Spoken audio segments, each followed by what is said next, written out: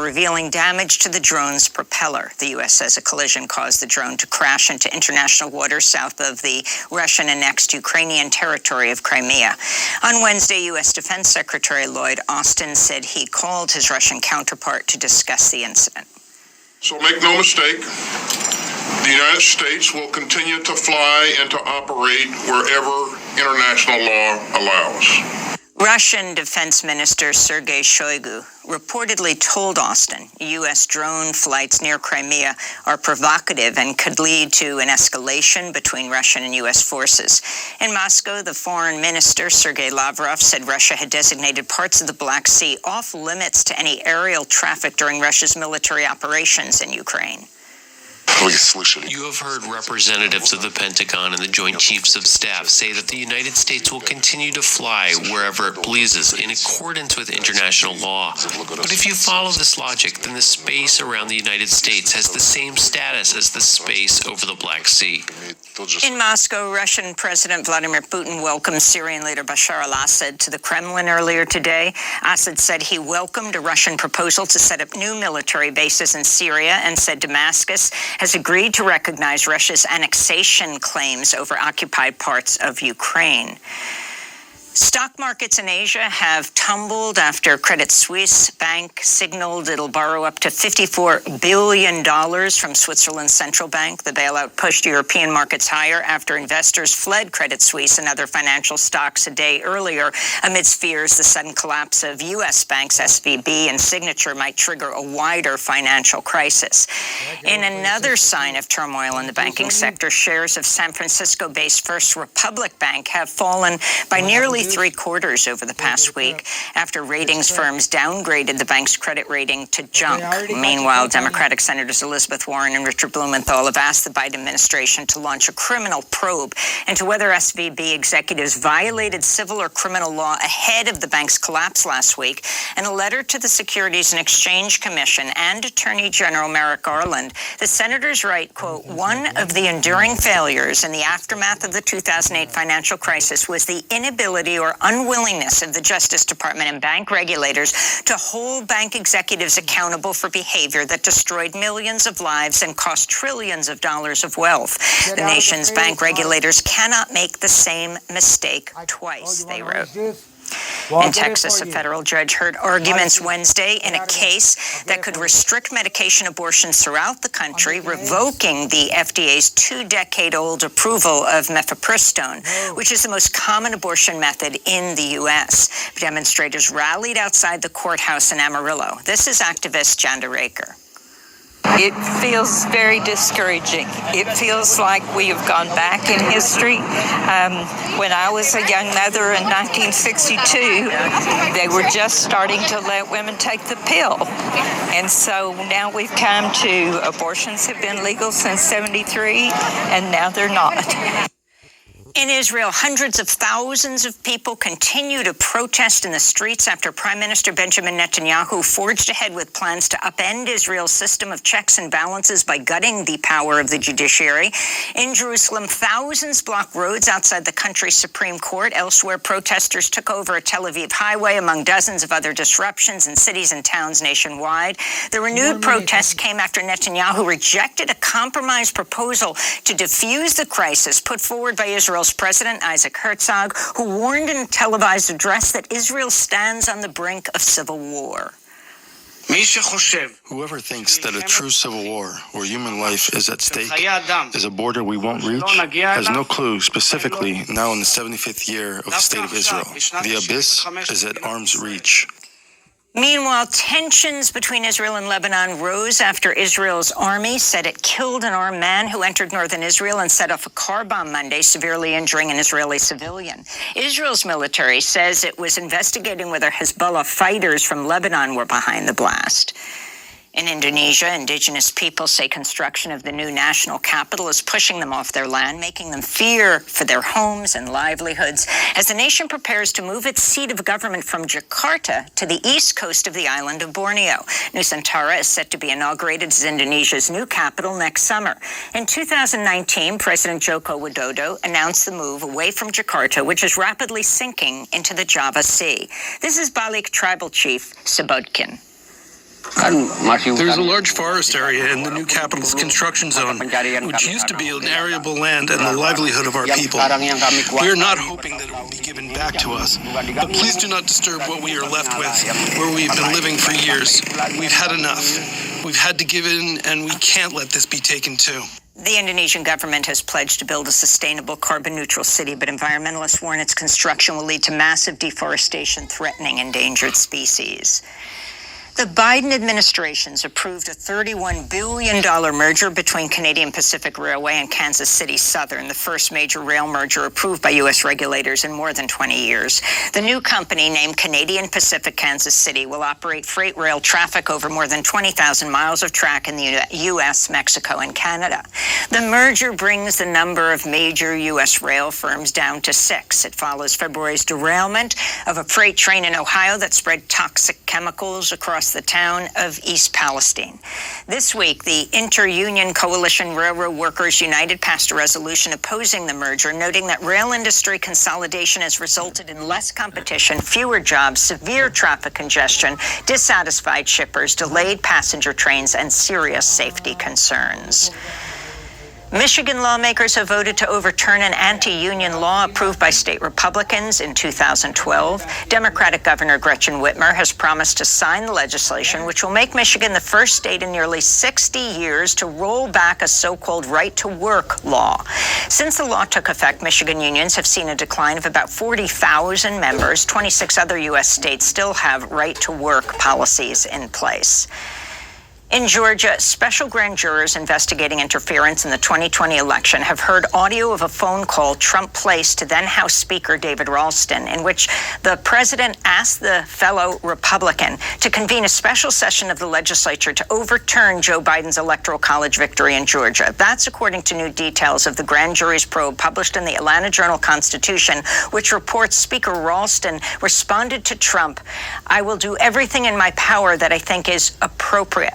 Ralston did not call a special session, and Biden's win in Georgia was ultimately certified despite Trump's efforts. In January of 2021, Trump was recorded asking Georgia's Republican Secretary of State to find 11,780 votes, enough to overtake Joe Biden. Fulton County District Attorney Fani Willis said in January a decision on whether to bring criminal charges against Trump is imminent. The U.S. Senate narrowly confirmed former Los Angeles Mayor Eric Garcetti as ambassador to India Wednesday, more than 600 days after his nomination. And despite reports Garcetti was aware his former Deputy Chief of Staff Rick Jacobs was guilty of sexual harassment. A handful of Republicans joined the majority of Democrats to secure the confirmation after several Democratic senators came out against Garcetti. Earlier this week, Naomi Seligman, former communications director for then Mayor Eric Garcetti, spoke out against her former boss on CNN. Predators can only continue to abuse when you have a powerful enabler, and Eric Garcetti is a very powerful enabler, and he is about to become more powerful. We have a situation where he would oversee 2,000 or more employees, and he has not shown the judgment. He is unfit to become an ambassador or really to hold public office anywhere in this country or this world. Texas officials announced Wednesday they're taking over Houston's nearly 200,000 student public school district, citing poor academic performance and mismanagement. It's one of the largest school takeovers ever in the United States and comes as an affront to state Democrats and many families in Houston, where 90% of the student body is of color, primarily Black and Latinx. It's the latest example of largely white and Republican state officials across the U.S. trying to take control over majority non-white cities. And in San Francisco, the city's Board of Supervisors accepted recommendations for a reparations plan that would offer $5 million to each eligible African-American resident, among other measures. It was just one of many steps on the way to making reparations a reality for Black San Franciscans, but offered new hope for the movement, which regained traction following the 2020 uprising for racial justice. On Tuesday, backers of the reparations plan spoke at the board hearing, including Black police officer Yolanda Williams. When my parents migrated here from Louisiana to San Francisco, it was for a hope and a dream that they would be treated fairly and equally. And for them to have had to witness the racial disparity that I received in this city as a peace officer was absolutely atrocious. It is time for you to do the right thing and provide us with the reparations. Make us whole. Make us important in your lives. Black lives matter. And those are some of the headlines. This is Democracy Now!, democracynow.org, the War and Peace Report.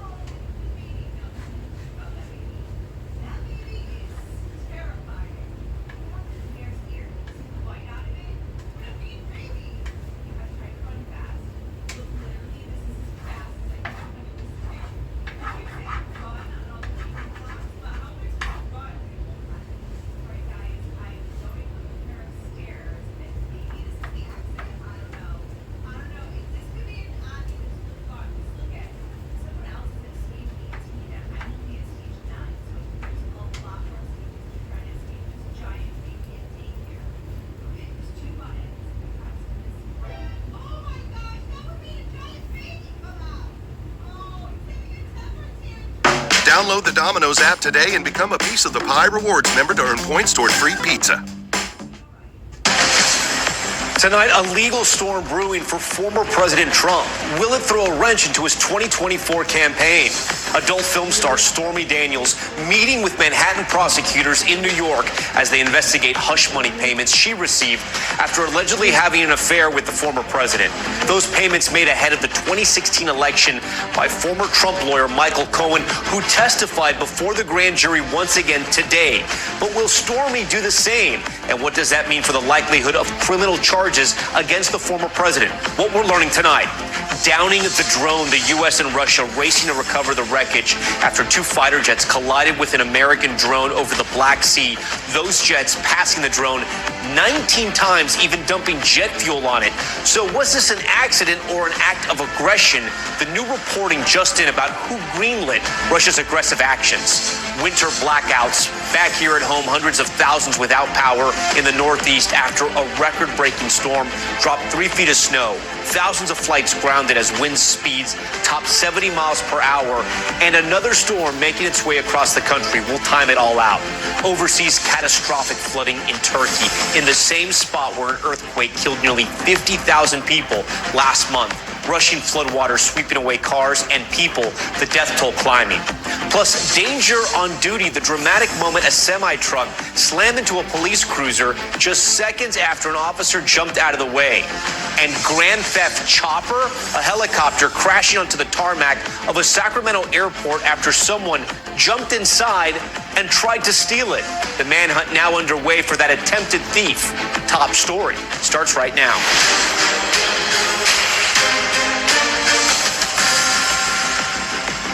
Good evening. We begin top story tonight with that breaking news here in New York. Former President Donald Trump's past seemingly coming back to haunt him as he makes his third run for the White House. Adult film star Stormy Daniels meeting virtually with Manhattan prosecutors today as they investigate hush money payments she received ahead of the 2016 election.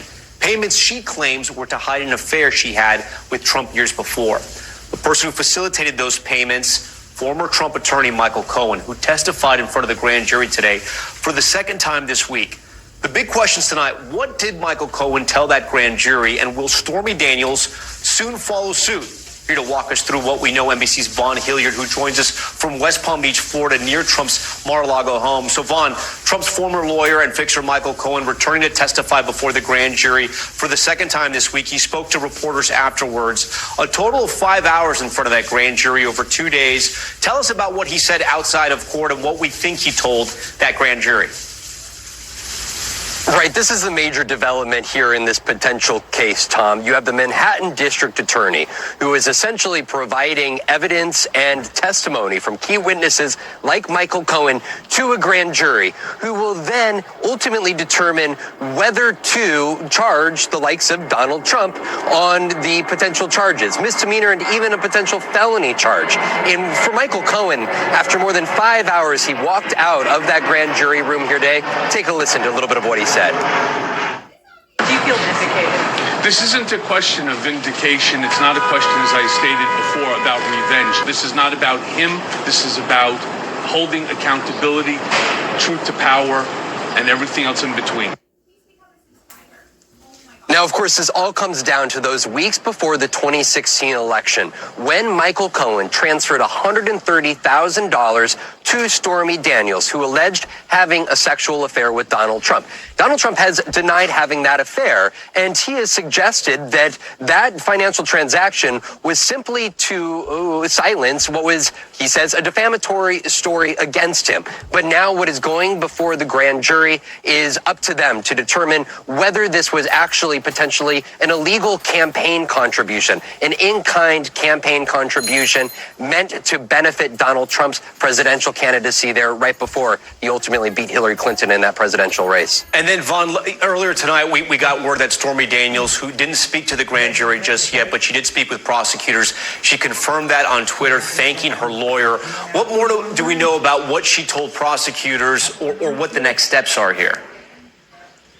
Right, this was big late night news here out of Manhattan because Michael Cohen was believed to be the final major witness before the grand jury was to determine whether to indict Donald Trump or not. But now with the news that Stormy Daniels is at least meeting with prosecutors, this suggests that she may potentially go as soon as next week to meet with the grand jury and provide testimony herself about that transaction with Michael Cohen, but also about potentially the details of what she says was that sexual relationship with Donald Trump. If she does go before that grand jury, this would suggest that we may not be as close to the grand jury deciding whether to indict Donald Trump or not, but it would suggest that the district attorney in Manhattan still feels that they have a case worth presenting. It is a complicated case, but they clearly are talking to all the main players. All right, Vaughn Hilliard with us on that breaking news. Vaughn, we appreciate it. I want to bring in now attorney Angela Senadella. She's also known as the lawyer on Angela, with more than 1 million followers on TikTok. So Angela, just very simply walk our viewers through what happens usually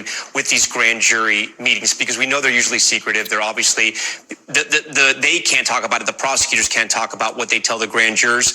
But if Stormy Daniels is speaking with prosecutors, usually what happens next? Well, it is likely that or possible that she will testify. But as you said, these are secret. They are not contentious. There is no cross-examination. She's likely going to go up there and give her opinion of Donald Trump's character and allegedly say things about how he's lied, about their intimate relationships, etc. But the irony is that whether or not they even had this relationship, which is really what Stormy's been talking about to the press for years, is not even relevant to this trial. No one's putting him on trial for having an affair or having a relationship. It's all about this misdemeanor and the felony stacked on top of it about falsifying business records. Yeah, and the hush money payment is also not illegal, but it could violate campaign finance law, and then there could also also be business fraud. So it's a complicated case, right, to kind of combine these two misdemeanors, felonies, if you will, to bring the charges against Donald Trump. If he's convicted, it's 4 years in prison, but it's going to be a hard case. And I want to talk about one of the star witnesses, who was Michael Cohen.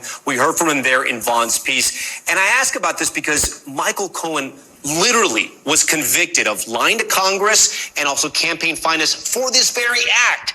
He also wrote 2 books, right? Disloyal, and literally another book called Revenge, about his time with former President Trump. So what type of witness is he? I mean, if I'm a defense attorney, I would love to cross-examine Michael Cohen, because clearly he has a lot of baggage. Yes, and when we actually go back to his own federal trial for the same criminal charge, which was campaign finance violations, the judge in his sentencing said that he is not a trustworthy person. The prosecutors at that time in that federal investigation said they were not flipping him as a witness and using him as a witness because they did not trust him. So that will cross-apply here. In the grand jury hearings, it's not as big of an issue because, again, there's no cross-examination. It's almost more of a conversation. The prosecution is solely asking him questions. The grand jury members can just raise their hand and also ask questions that are clarifying. But nobody's putting him on the stand to question his credibility. So when it comes for the trial, that's going to be very detrimental to the prosecution. The past has come back to haunt former President Trump, whether he thinks this is old news or not.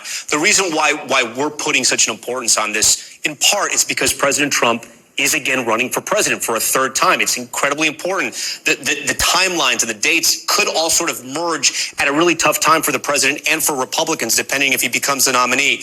I say this because, do you feel things are snowballing? It seems like they're getting closer and closer to something, and they're bringing in all the big fish. Yes, I mean, it seems likely an indictment is possible. It seems that it is likely going to be political in some way. But the question is it going to be political in the favor of Trump or against him? That's what nobody knows. Because if he does get indicted and gets put on trial but walks away with an acquittal, that could actually galvanize his user base there, his fan base. So it's unclear what the political ramifications will be. Is there an artificial timeline or a real timeline that the Manhattan DA would have to follow if it was colliding with his campaign duties, if you will? Almost likely the trial, if it happens, would be in early 2024. So that would be right at the time. That would be very impactful. Oh, okay. That's good to know. Did not know that. All right, Angela Senadella, we appreciate that. We're going to talk more about the political fallout later in the broadcast. We turn now to the growing tensions among superpowers after that mid-air collision between a Russia fighter jet and an American drone over the Black Sea yesterday.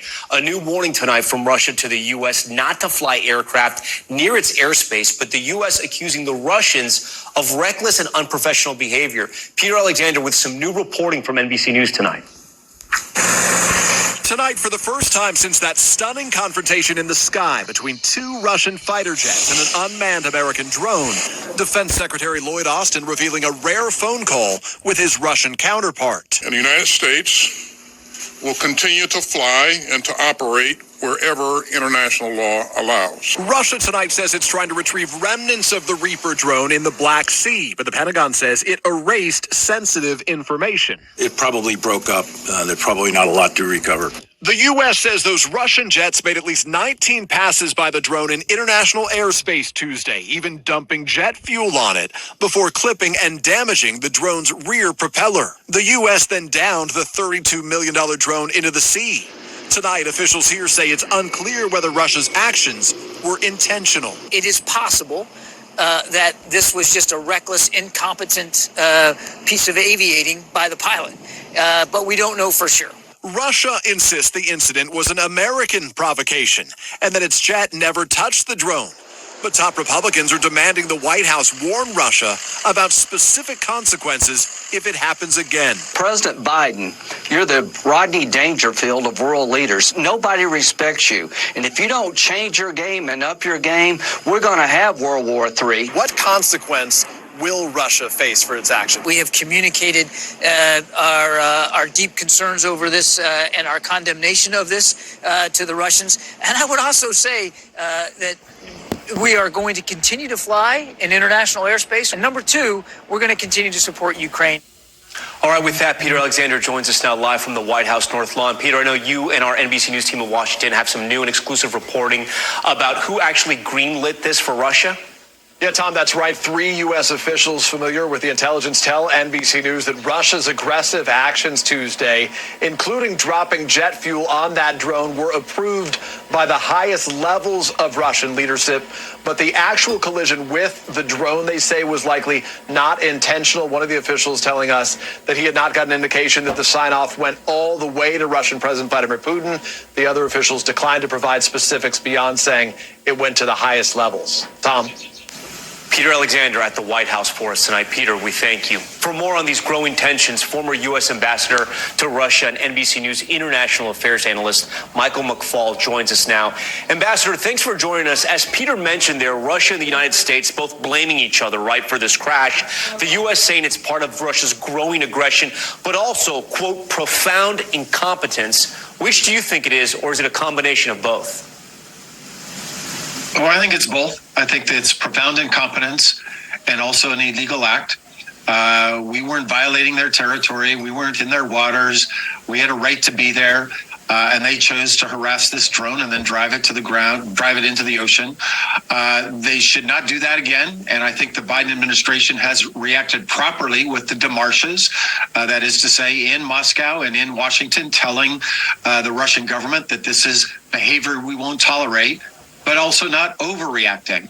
This is not a tripwire to some war between the United States and Russia, and I think the response has been just right. Ambassador, on that point, the overreacting, I think it's important to have sort of a sober discussion, because as a student of history, you know there have been times when wars have begun because of quote-unquote accidents or finger pointing or, hey, you guys did this to us and maybe it was planted, but now it's set off a war. You don't think that this is the case here? You think there are cooler heads will prevail? I don't think it's the case. I really don't think it's the case. If Mr. Putin wanted to go to war with NATO, he's had plenty of opportunities to try to attack a NATO country, a supply line of weapons going from Poland to Ukraine, something like that. And what's been very striking during this horrible, barbaric war inside Ukraine is it hasn't bled to other countries, other NATO allies outside Ukraine, because Putin understands perfectly well that he would be in grave trouble. His army would be in grave trouble if they had to go to war with the entire NATO alliance, anchored by the most powerful military in the world. So I think it's very unlikely it'll lead to an escalation. The U.S. has said it's going to keep flying these surveillance missions. If Russia keeps being aggressive, what would your advice be to the White House and to the Pentagon? Should we change strategy at all, or just sort of keep doing what we're doing and see how Russia reacts? My advice would be to give jets to Ukraine. Give ATACMS, give long-range missile systems to Ukraine, weapons that we haven't provided so far, because the way to defeat Putin and push back is to help the Ukrainians win their war inside Ukraine. So not just responding tit for tat, but thinking about a different kind of response that would really matter in terms of pushing Putin back. On that point, before we go, because since you brought up the weapons issue, does it frustrate you that it takes so long for the U.S. weapons sometimes, and I'm speaking mainly of the tanks, to get over to the Ukrainians?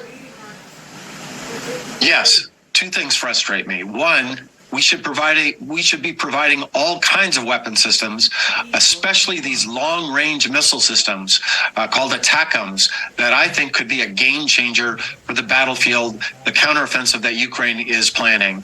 And two, the weapons that we say we're going to supply, why are we building them from scratch when we have them in other places in other countries, including the United States? I think we need to speed it up. 2023 is a critical year for this war. I don't think the Ukrainians want to. I know they don't want to fight a war for years and years, and I'm not even sure they have the capability to do so. So push for breakthrough now rather than planning for a long war later. Purple Impact, starring Experience Credit Card Marketplace. Sweet credit cards. You too could get a choice of cards matched to you. Matched to you. Cashback, travel rewards, balance transfer, tons of options. Tons of options. Credit card choices at Experian.com/cards. Okay, Ambassador McFaul, we appreciate your time and your analysis. Next night, the market's on a roller coaster today. Down big earlier before rebounding just a little bit. The Dow, you can see it here, down 280 points. There's renewed concern about the banking sector weighing on the markets. The collapse of both Silicon Valley Bank and Signature Bank still being felt. Concern now turning to Credit Suisse, once a powerhouse European bank struggling to hold on. Brian Chung is here to help us understand it all. And so, Brian, I want to ask you, so Credit Suisse, the shares hitting an all-time low, and then I understand Switzerland's central bank coming in saying they will back them up. That sort of calmed the markets a little bit, but a lot of people are worried about a domino effect here, right? Yeah, and this is important because Credit Suisse is one of the largest banks in the world, one of the top 50. And for what it's worth, Credit Suisse has had a history of issues. The latest issue that it's dealing with is a bleeding deposit base as people take money out of that bank, and then also an admission from Credit Suisse management earlier this week that they had material weaknesses in the way that they were reporting their financials. So that's a big issue with Credit Suisse, and that comes alongside here in the United States concerns over First Republic Bank. We saw S&P and Fitch, two ratings agencies, downgrade First Republic because they're worried about deposits fleeing from that institution as well. For the government's part, the U.S. Treasury Secretary Janet Yellen, I'm told, is monitoring developments and communicating with other regulators in D.C. to monitor all these things. Yeah, that's the message she's putting out to both to Wall Street and to journalists. Brian, we have the Fed meeting next week, right? I think you were just telling me they're going to meet on Wednesday, decisions on Thursday. Tuesday and then Wednesday. Tuesday and Wednesday. Okay, I got that a little wrong. But tell us, how do we think this is going to impact the Fed's decision? There's a lot of reporting out there that the Fed may say, okay, we see the signs, we know people are worried, we're not going to raise rates. Yeah, well, prior to the last week, it was a single track mind for the Fed, right? Inflation was high, you raise borrowing costs to take steam out of this economy and make inflation come down. Now you have banks that exploded over the weekend, which, by the way, one of the dominoes that led to that happening, not the only reason, but one of the dominoes was higher interest rates. So the Federal Reserve might not be as aggressive as originally thought in that meeting next week. The expectation is maybe a 0.25 percentage point, but you have some Wall Street firms saying they might not move at all. So we'll have to see on Wednesday, Tom. All right, Brian Chung, we appreciate your time as always. We want to turn out of power and politics in the 2024 campaign for president. A lot of events this week could impact the way voters may cast their ballots. We mentioned that potential indictment looming over President Trump at the top of the broadcast. And now his chief rival for the Republican nomination, Florida Governor Ron DeSantis, facing scrutiny for his position on aid to Ukraine. It comes as President Biden is facing a major leadership test about what me and Brian were just talking about here, the fallout of those two major bank collapses and the finances of the country in general. I want to bring in our political panel tonight, Democratic strategist Amisha Cross and MSNBC political analyst and former chief communications advisor to House Speaker Paul Ryan, Brendan Buck. Brendan, I'm going to start with you. Good to start with what we talked about at the top of this broadcast. Stormy Daniels is back in the news, back in sort of the world of the GOP, speaking of prosecutors and probably going to testify in front of a grand jury. How nervous is this case making Republicans at all? Because I think it could affect President Trump, former President Trump, in two ways, right? It could hurt him with voters, or it could galvanize the MAGA movement. Yeah, and we've seen that time and time again. I don't have a whole lot of confidence that this is going to be the thing that's going to send people fleeing from him. Obviously, we've known about these allegations for a long time. It feels like this is one of those things that's baked in. Now, if there is an indictment, however, that may be a bit of a new thing that is going to be hanging around the former president's neck. I think that there are enough Republicans out there who are wondering, is this someone with all this baggage that can beat Joe Biden? And that's a real question you'd have, especially when you have other potential indictments. And it may not be just one thing that breaks the camel's back, but it could be an accumulation of issues that enough people have enough doubt that they maybe start looking for an alternative. And that could be an opening for someone like Ron DeSantis. Amish, we can't take the politics out of this for Democrats as well. The Manhattan DA, Alvin Bragg, obviously, in my opinion, whether he gets an indictment, whether he doesn't get an indictment, he's not going to lose any political points because he was criticized early on for not being tough enough on Trump, right? And now he has this investigation that's ongoing. I think either way, it's likely going to help him with his base, correct? Absolutely. Alvin Bragg made a very smart political and, quite frankly, job calculus in this sense, because he did not jump when many in the party wanted him to jump. He waited until there was more evidence. He waited until there was until he was able to feel full faith in bringing a case forward against former President Donald Trump. And whether this ultimately ends in an indictment or not, I think that the way that he has handled this case, one that is highly political, one that is highly polarizing, has been, quite frankly, exemplary, to a point that you said a moment ago. What we've seen with all of the legal cases around Donald Trump that have been going on for quite some time at this point is that a lot of them get media attention, but they don't actually end in there actually being a focused criminal charge against Donald Trump or an actual indictment. And I think that waiting and finding things out, investigating, getting as many people, witnesses aligned as possible, and making sure you have evidence before you bring this forward is exactly the right thing to do. Yeah, it may win him some political street cred, but it will also be embarrassing if he goes all the way down this road with all the major players and they decide not to indict. I want to move on now to Florida Governor Ron DeSantis. Brendan, back over to you. He's facing some heat from his party following comments he made to Fox News about Ukraine. Here's what he said, or I should say, filled out in a written response. Well, the U.S. has many vital national interests, DeSantis writes, securing our borders, addressing the crisis of readiness within our military. Becoming further entangled in a territorial dispute between Ukraine and Russia is not one of them. So Governor DeSantis being criticized for using that phrase, territorial dispute. I want to play some sound from some U.S. senators up on Capitol Hill, Republican senators, and their take on this. I haven't seen the governor's comments in full context. I know how I believe. I believe that the aid to Ukraine is not charity. I think it's an act of self-preservation. I'm very disturbed that he feels that way. I just think that's a misunderstanding of the situation. This is not a territorial conflict. This is a war of aggression. Liberty Mutual customizes your car insurance so you only pay for what you need. With the money we saved, we tried electric unicycles. I think I got it. Okay. Doggy paddle. Only pay for what you need. Liberty, liberty, liberty, liberty. And it really didn't end there with some U.S. senators. But Brendan, Governor DeSantis may be playing chess in the situation, because if you look at some of the polls, and we have one from our NBC News poll, this is support for Ukraine among GOP voters. Now, should Congress provide more weapons to Ukraine was the question. GOP voters, 63% said should not.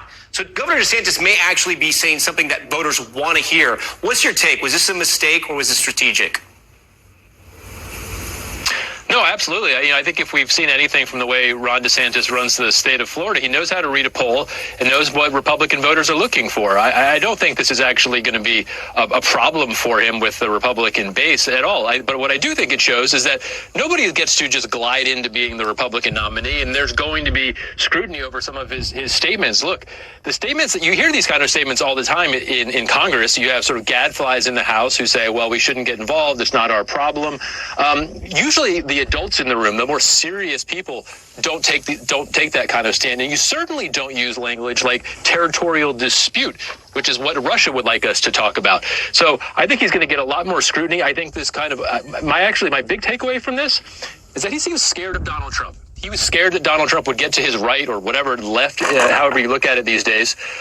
This could have been an opportunity to stand up, show you have some views of your own, and that you're going to stand up and be a serious person. But instead, he was clearly too afraid and wants to match up his policy just the same as Donald Trump. I think that will be very interesting to watch going forward. Amisha, I want to ask you, and obviously I don't want to ask you about Governor DeSantis' political positions, right? Because you obviously disagree with him. You work with the Democrats. But as a politician, how is he doing so far on a national stage?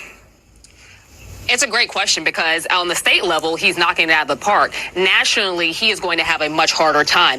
The issue of him on the national stage is very interesting, because this is a man who was a Congress member. This is a man who, should he ascend, he's somebody who actually served in the military. The majority of people, actually everyone we know of right now running, does not have military experience. So for him to make the kind of statements that he did on Ukraine, I think are quite frankly disturbing. But beyond that, the types of politics that work in essentially the Republican capital of America, Florida right now, do not play well outside of that. And Florida is not the first primary state that he even would have to win in the Republican primary. So I think that he's going to have to modulate himself a little bit. This will prove whether he is a nimble politician or not, seeing how he decides to become, how he decides to morph, for lack of a better term, when he is outside of the Deep South, when he is outside of this place where he feels basically beloved, and he gets to run the state how he wants. It's going to be very different when we see him in Ohio, when we see him in Pennsylvania, when we see him in some of these other states where he's really going to have to shapeshift quite a bit.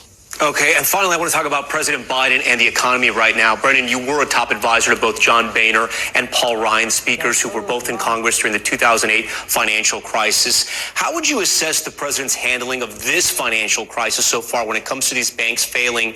And what has history taught us about sort of a president in this situation? I know 2024 is very far off, but what he decides now, his work now, could have far-reaching implications. Yeah, I think the long-term risk is always on doing too little. And so I think that's the reason why you've seen them act quickly and act aggressively. We have a long way to go. We don't know exactly what this is going to look like weeks and months from now. And maybe this is just a blip. But I do think that it was smart to act quickly. If something were to spiral out of control, obviously significant economic consequences for that. But look, a financial crisis is devastating politically. I went through this in 2008. I think 2008, you can draw a straight line from what happened then to Donald Trump. It created a lot of the populism that exists today. Certainly anything that requires federal taxpayer intervention to saving the financial markets is going to get a lot of people thinking that Donald Trump's right, that the elites do well, taxpayers never do well. That sentiment, I think, has its roots in the last crisis. So very important to act quickly, act strongly. If you can knock this down quickly, I think we'll all forget about it. But if you don't, and this is with us for a while, I think there'd be a significant price to pay for President Biden. Alicia, finally, in the road to possibly re-election for the current president, he's had some serious speed bumps, right? He's had issues with these documents. He's had other hiccups. And now we have this issue with the banks, and he has to be very careful here and make sure he makes the right decisions. Do you think all of this is delaying his presidential announcement? I think he's being very strategic in when he announces. This is a president who has just introduced a budget that was basically reinvigorating a Build Back Better. This is a president who does have a list of accomplishments to run on, whether we're talking about reducing the cost of prescription drugs like insulin, or a lot of the work that he did in the infrastructure deal, in the infrastructure package that is going to bring millions of jobs across America. This is a president who has America's faith. But I do think that the banking crisis, because we saw it in 2008, it will create some ripple effects. At the end of the day, people are going to be voting on the economy, their personal economy, regardless of how many jobs are created. People are voting on whether or not they can pay their rent, whether housing is affordable, utility costs, and quite frankly, a lot of things in America are really hard right now for people's pocketbooks. And he's still facing inflation besides all those accomplishments you mentioned, along with other things, and a lot of investigations happening right now in the House. All right, I want to thank you both. I do need to turn now to the severe winter weather sweeping across the country. Hundreds of thousands are without power tonight after two major storms slammed across both coasts. Out west, thousands remain evacuated, while in the Northeast, millions are digging out from some feet of snow. Here's Emily Aketa. Tonight, the Northeast digging out from a dangerous deluge of rain and snow. This is the worst snowstorm I've ever plowed. It's crazy. Parts of the region unrecognizable, now buried beneath 3 feet of snow from a last gasp winter wallop, marking a preliminary record for Massachusetts. The treacherous conditions didn't stop state police from rescuing a pair of hikers stranded overnight.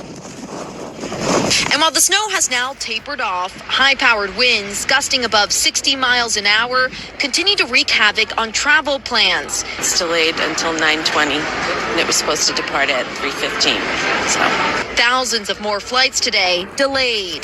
This is the result of that heavy snow and whipping winds across the region, a tangled mess of downed trees and power lines, leaving many families without heat in frigid temperatures.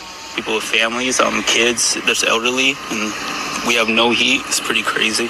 The race to restore power for tens of thousands underway on both coasts. Back-to-back storms blasted in already waterlogged California. I was devastated. I just started crying. I want to cry now. Relentless rain collapsing this hillside today, carrying apartments along with it.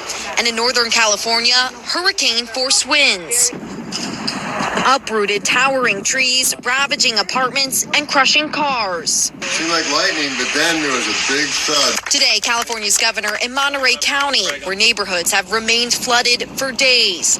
A coast-to-coast cleanup as winter leaves a lasting mark. Here in upstate New York, this is an area familiar and used to winter weather. But as you can see in the drooping tree branches behind me, this colossal storm dumped heavy snow. Problematic not just for the cleanup process, but also also power lines. Tom? Okay, Emily, a lot of snow there. For more on the forecast, NBC News meteorologist Bill Cairns joins us now live. Bill, walk us through what we're looking at. And again, we are just parked on California. I know that northeast storm is gone. California's getting a little bit of a break. But even look at near Las Vegas and Death Valley, thunderstorms in the deserts this evening. This storm is heading through the Four Corner region. We're going to get the snow in the typical areas in the mountains. They're going to get it in some powder in Utah and Colorado. Ski resorts will love it. And then tomorrow, this comes into the Midwest, and we're going to get more snow here from Nebraska all the way up to Minneapolis. This will be during the afternoon and the evening hours tomorrow. Nothing major, but just enough to be annoying. 2 to 4 inches of snow, slippery travel you have to deal with as you go throughout tomorrow evening. And then on top of that, this same storm is going to produce some severe weather tomorrow. Thankfully, it doesn't look like a big tornado threat,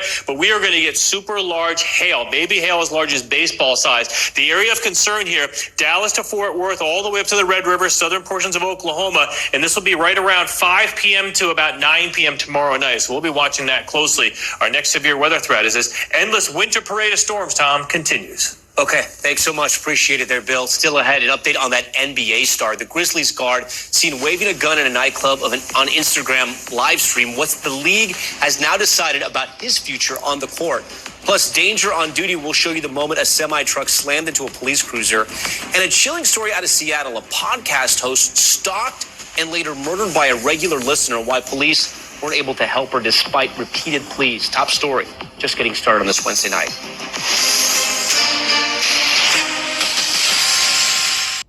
At Domino's, you can get any 2 medium, 2-topping pizzas for $6.99 each, or lava cakes, bread bites, and more.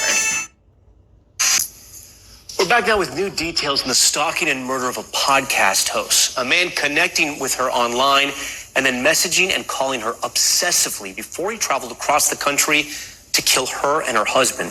The couple filing a protection order just days before their murders. Valerie Castro has this one. Tonight, newly released documents shedding more light on the slaying of a 33-year-old podcast host and her husband, murdered in their Seattle area home, police say, by her alleged stalker. Redmond police say Zora Sadeghi and her husband, Mohammed Milad Nasseri, were shot and killed Friday by this man, Raman Hoda Karamazai, before taking his own life. The Redmond Police Department is familiar with both the victim and suspect in this case because of an active stalking investigation that was occurring.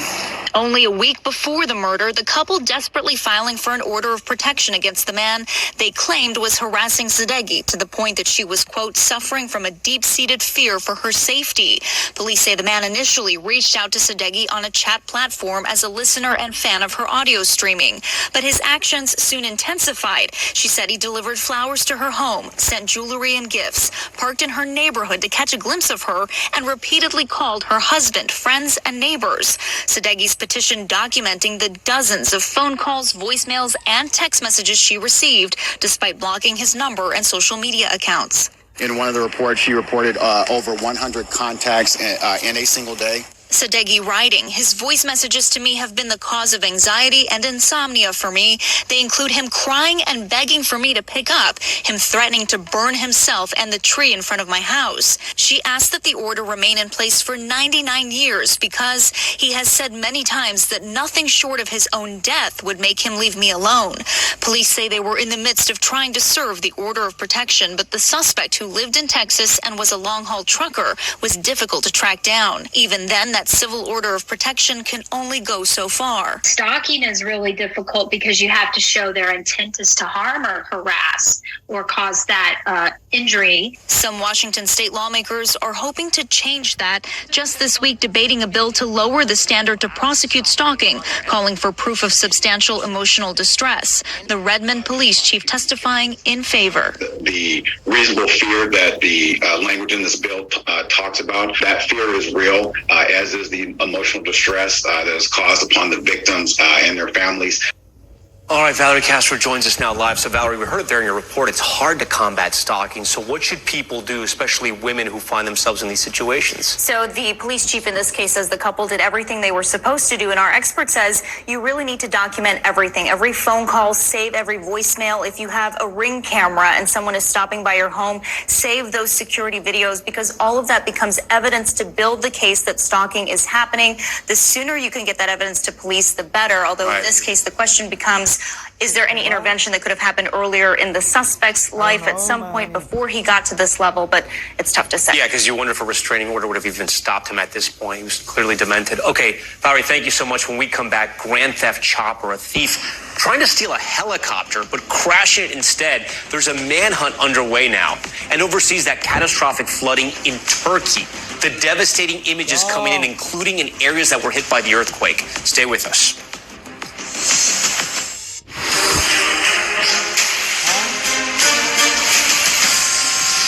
All right, we are back now with Top Stories news feed, and we begin with the manhunt in California after a thief attempted to steal a helicopter. Video taken at the Sacramento Executive Airport shows a mangled helicopter laying on its side after an apparent crash. Authorities say a person broke onto that helipad between 4 and 6 a.m., attempting to break into multiple aircrafts before getting this one to start. That suspect then fleeing the scene. No injuries were reported. The Memphis Grizzlies suspending John Morant for 8 games after he recorded himself waving a gun around in a nightclub. Morant live streaming that incident on his Instagram page earlier this month. The guard will be benched without pay for what the NBA calls irresponsible, reckless, and potentially very dangerous behavior. 3 games he has already missed will count toward that suspension. He's expected to return on Monday. And in New Jersey, a state trooper lucky to be alive after a near miss with a semi-truck. Take a look at this. Newly released video shows the trooper responding to the scene of an accident in Warren County when the truck came speeding directly toward him in a lane that was closed. The officer attempting to shine a flashlight at the driver before jumping out of the way. Seconds before that semi smashed right into the police cruiser. You see it right here. It's crazy. It's amazing. Luckily, no one was injured. Okay, we now want to head overseas to the growing unrest in Pakistan over the attempted arrest of the country's former prime minister. His supporters clashing with police, getting pelted with water cannons and tear gas. Our Megan Fitzgerald has this report. Chaos erupting in the streets of Pakistan.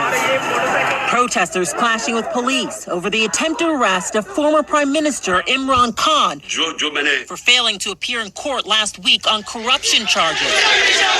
Earlier this week, Khan urged his supporters to fight. उनका ये ख्याल है कि जब Imran Khan jail में चला जाएगा तो कौम सो जाएगी. आपने इनको गलत साबित करना है. Hundreds surrounded his home, throwing rocks and bricks while taking swings at police. Security forces firing back with water cannons and tear gas. Khan later posing for cameras at a table full of spent canisters. The 70-year-old was removed from office in a vote of no confidence last April. Now, the opposition leader, his failure to appear in court to answer the charges of illegally selling state gifts and concealing his assets sparked the skirmishes. Pakistan's interior minister said today he is hiding in his house like a mouse, but we will take him out today. We will arrest him today and present him in court. But Khan has claimed the string of cases against him are all a ploy by the government of his successor, Prime Minister Shehbaz Sharif, to discredit him and block elections. Violence was also reported between Khan supporters and police in other major cities. The Punjab provincial government saying more than 100 police officers were injured. I guess some lethal terrorist. That's the amount of force outside. The former premier has avoided appearances in court since being shot in an alleged assassination attempt last November. But he told Sky News it's not to evade the justice system. The government itself, the Interior Ministry, has warned that my life is in danger. So my lawyers asked the judges that, look, if you want me to be appearing in courts, then at least provide security. Khan's lawyer said he has agreed to appear later this month. When the court requires him to appear in person on the 18th, he will appear. Khan is urging calm. I have told our workers that any violence does not suit us because we want elections. It suits them who are trying to get out of the elections. Pakistani police also backing off, withdrawing from Khan's home after 2 days of clashes. But they say they'll attempt another arrest Thursday, leaving the country on edge. Khan's popularity is rising, and he has his sights set on winning back the premiership when Pakistanis head to the polls in October. But if he's convicted of the charges he's facing, he could be barred from holding public office. When I was younger, I thought nothing could stop me. And now I realize I was right. See Robert Plick's inspiring survival story at uchealth.org/stories. UC Health. Live extraordinary. Tom? Okay, Megan Fitzgerald for us. Megan, we appreciate it. Now to Top Stories Global Watch, and we begin with that urgent search for survivors after a deadly coal mine blast in Colombia. At least 11 people killed, several others trapped when a buildup of gas ignited by a spark from a worker's tool exploded. At least 2 people have been rescued so far. Officials say the mines, which are about 40 miles north of Bogota, are legally operated. We head to Argentina now, where the inflation rate, get this, has soared past 100% for the first time since the 90s. The latest surge driven in large part by the cost of food and beverages. Meat prices rising 20% in just 1 month due to a prolonged heat wave and drought. This comes as Argentina has been struggling economically for years, with 40% of the population living in poverty. And devastating floods have killed at least 14 people in southeast Turkey, with the death toll expected to rise. The videos coming in are truly catastrophic. You see them here. Raging floodwaters carrying away people and cars, roads crumbling under the force of those torrential rains. Urgent efforts now underway to save residents trapped in buildings. This area is still reeling, you'll remember, from the powerful earthquake that killed nearly 50,000 people last month. And the people of Syria also still suffering from that earthquake, but the natural disaster is only part of the problem. A civil war now just hitting its 12th year is compounding a hunger and homelessness crisis. NBC's Keir Simmons has the latest and some new video on it, with a nation in dire straits. Dawn in Aleppo. After more than a decade of destruction, it's hard to distinguish between devastation from 12 years of war and last month's earthquake. These people who've been buffeted by so much for so long, and now they've been hit again, and really you feel that breaking point within them. 36,000 buildings, mostly homes, are uninhabitable, according to the World Food Programme, which provided NBC News with these images. My husband and brother were killed in the war, Saba says, but even those days were easier than now. The World Food Programme tells us people are foraging for food. The hunger here now worse than at any time during Syria's long conflict. Prices so high, onions are a luxury. It says it is distributing food rations to around 650,000 people monthly. We spoke to Ken Crossley from the World Food Programme. He's in Damascus, having just returned from Aleppo. I can't only imagine the devastation and the pain that you just witnessed. No, it truly is. It's heartbreaking and it's tragic. What we're seeing even now is we're seeing so many people whose lives have been really thrown into upheaval. They've left their homes. They're living now in shelters, in mosques, in schools, in gymnasiums, some sleeping out in parks. They're clearly unable to go back home. The massive earthquake that struck this region had its epicenter in the Syrian-Turkish border. But after a devastating civil war, Syria is harder to reach. Still, last month, this video from Aleppo province was seen around the world. A newborn baby taken from the rubble, born more than 10 hours after the quake hit. There was that moment of hope for that baby, Afra, but you need much more hope than that for many more people. You need not just a moment. You need a sustained commitment. You need to sort of the whole community and all of the apparatus coming together for the sake of that child. But that's also what the people of Syria right now, they need not just a moment of hope. They not just need a sort of a glimmer, but we need sustained efforts, sustained support, and thoughtful ways of supporting the people of Syria. With 2.5 million Syrians still severely food insecure, the hunger for recovery continues. Keir Simmons joins us now. And Keir, those compelling pictures only tell part of the story. Has there been any relief to bring in food and supplies? Because we saw right after the earthquake, as you mentioned in the report, it was nearly impossible for aid workers to get in, or NGOs, because of this war. That's right, Tom. The World Food Programme has had an operation in Syria, so it has been able to do something. But ultimately, there are 12 million people in Syria who don't know where their next meal is going to come from. Tom, the UN Special Envoy for Syria says, as a first priority, there needs to be a nationwide ceasefire. That's essential to resolving the conflict and then getting help in. There have been fewer airstrikes, but it's still a dire picture. You know, Tom, I've got to tell you, 10 years ago, all of my focus was on Syria, going there, reporting on what was happening. Now, of course, the focus is on Ukraine. I spent a lot of time in Russia. It's really worth remembering that when we move on, when the TV cameras move on, when the spotlight moves, people are left behind and they still need help. And on that point, though, Keir, sometimes all of these places are still connected, right? We know the head of Syria, Bashar Assad, recently met with Vladimir Putin. What do we know about that meeting, and do we have a readout? Yeah, that's some cynical diplomacy right there, Tom. I mean, we know that President Assad has been trying to kind of rehabilitate himself after this earthquake in the eyes of the world. But also what we're seeing is President Putin and President Assad trying to renew ties between Syria and Turkey. President Erdogan there. Now, you'll know that Turkey is part of NATO. So if they can pull Turkey away from the West and towards their orbit, that will be a diplomatic victory for them and bad for the West. So, that meeting, we don't know exactly what they said to each other, but you got to look with some concern at what they may have been planning. Yeah, exactly. All right, Keir Simmons with a lot of new reporting for us. Keir, we appreciate you bringing us that story. Coming up, we have a very special report from our series, The Americas. They call themselves Las Patronas, Mexican women offering a lifeline to migrants, making the dangerous journey for a better life. How they're helping weary travelers survive. Stay with us. You probably know Vistaprint for business cards, but did you know we also print that, and that, and that, and that too? Can't forget about that, or that either.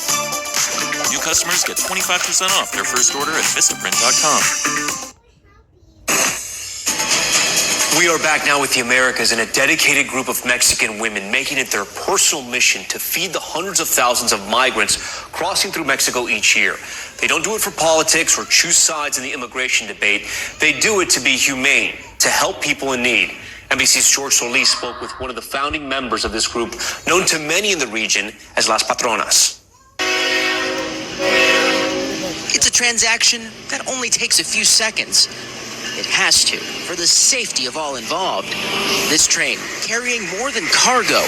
Here, lives literally hang in the balance. Fathers, mothers, and their children risking everything to escape crime, poverty, and war, crammed in atop boxcars.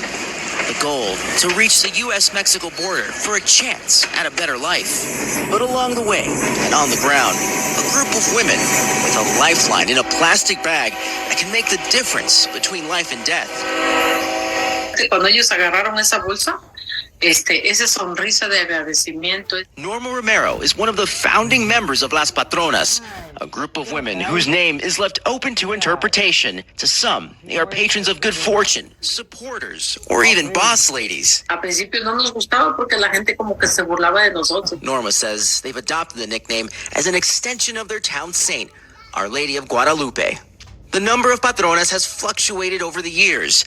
Now, there are about 10 women making home-cooked meals, bagging and tossing them to hungry and weary travelers throughout the day. Here, they say, hope is cooked and dreams are fed. Their aim is not to help people cross borders, but instead help them survive.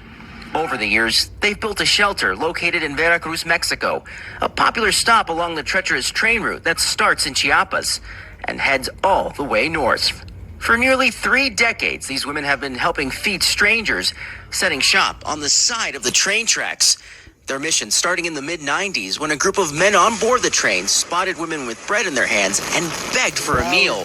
Nowadays, they are feeding about 800 migrants daily. Still a shock after all these years. Decíamos, no puede ser posible, ¿no? O sea, ¿qué está pasando? Their interactions often just seconds, but she feels a connection to each